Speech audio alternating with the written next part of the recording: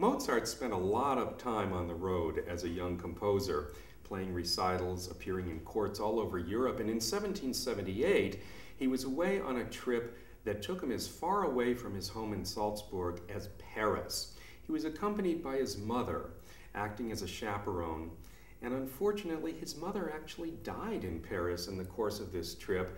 But at about the same time that young Mozart was going through that misadventure, he also was having some professional successes. And one of them was that while he was in Paris, he was invited to write a symphony to be performed by a Paris orchestra called the Concert Spirituel, which was one of the great orchestras of Europe, also one of the largest. It had 55 players, which was an unusually large number of instrumentalists to give a Mozart symphony. So he really reveled in the opportunity to be able to write for an ensemble of this size and this quality. And the piece that he provided for them was what became known as his Symphony Number 31, the Paris Symphony, so called because of the city he wrote it for. And in this symphony we find Mozart being assiduously simple. Although the Parisians had a reputation for being stylish, they were not known for being deep thinkers when it came to music, and so Mozart was forewarned that he should not be too complicated in this symphony. He shouldn't write a lot of learned counterpoint and that sort of thing.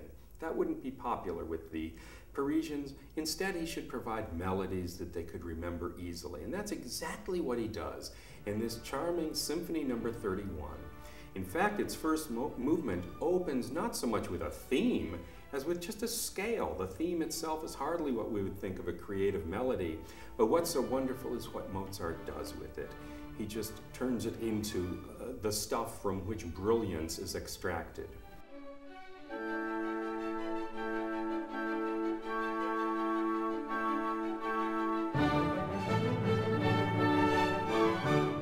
It was a great success at its premiere. In fact, the first movement had to be repeated.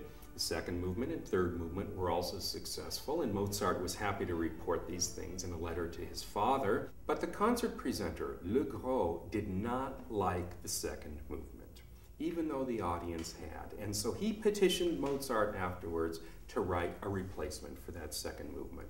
And that leaves us in the situation today that a conductor who's planning to conduct the Paris Symphony always has to make a selection between one middle movement or the other middle movement.